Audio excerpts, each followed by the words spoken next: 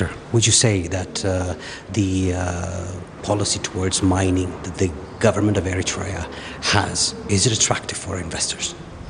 Well, from the feedback we've got from the South African companies who are operating here, they are very happy with the mining law.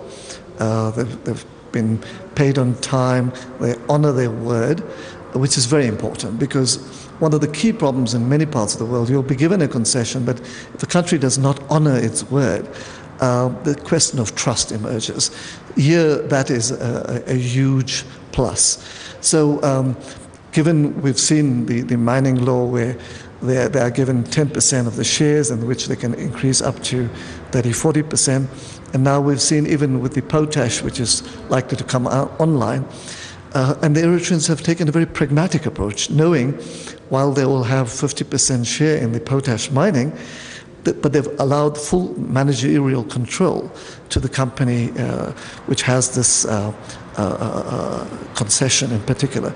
So from the feedback we are getting, that's precisely the feedback we are giving to our South African companies, and that explains why we've seen this increase this year of a number of companies to explore the market.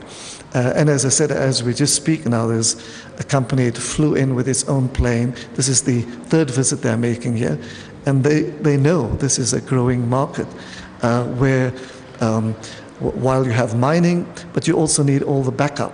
So you have a very historic brewery, but the Eritrean government has said it's looking for a good strategic partner.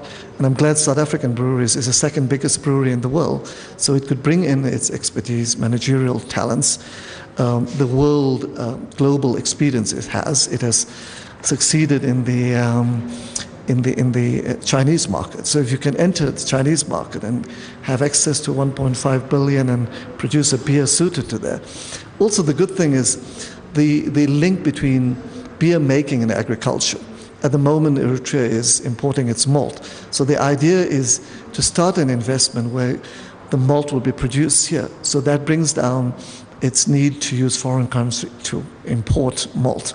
So these are some of the, I think, good things we have noticed and the feedback we're getting. And in my 18 months here, I've seen a healthy movement now of investors, business people in these sectors, which suggests that they're quite confident that it's worthwhile coming in.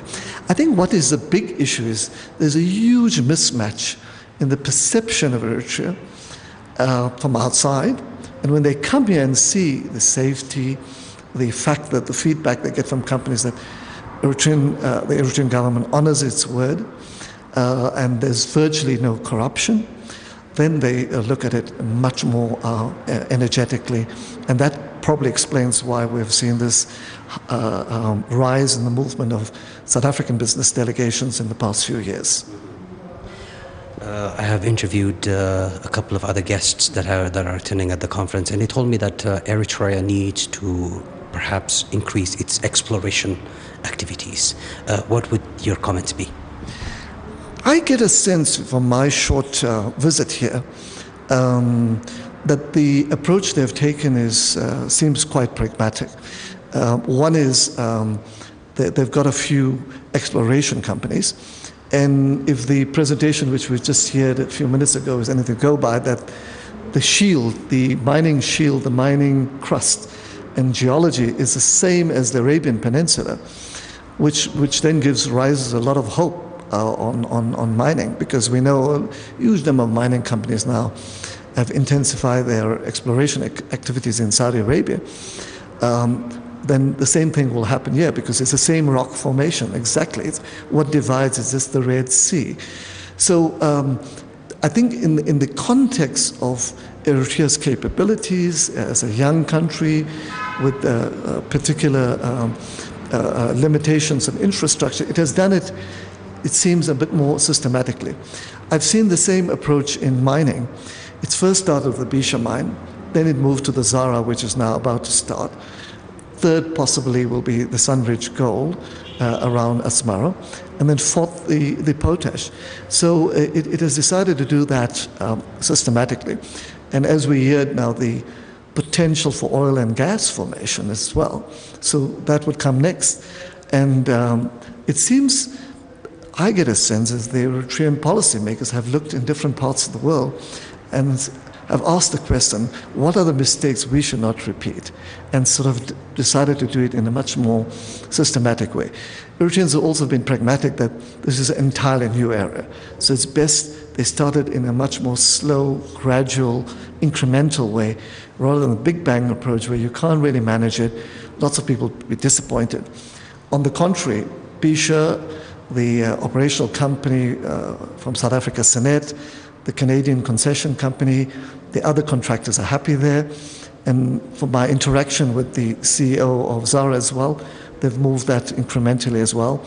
The same with Sunridge Gold, the Canadian company. They've now been interacting with South African financial institutions to look at raising the capital required. And I suspect the same will happen now with the potash. The potash is huge, and I can imagine will be another point of interest for investors.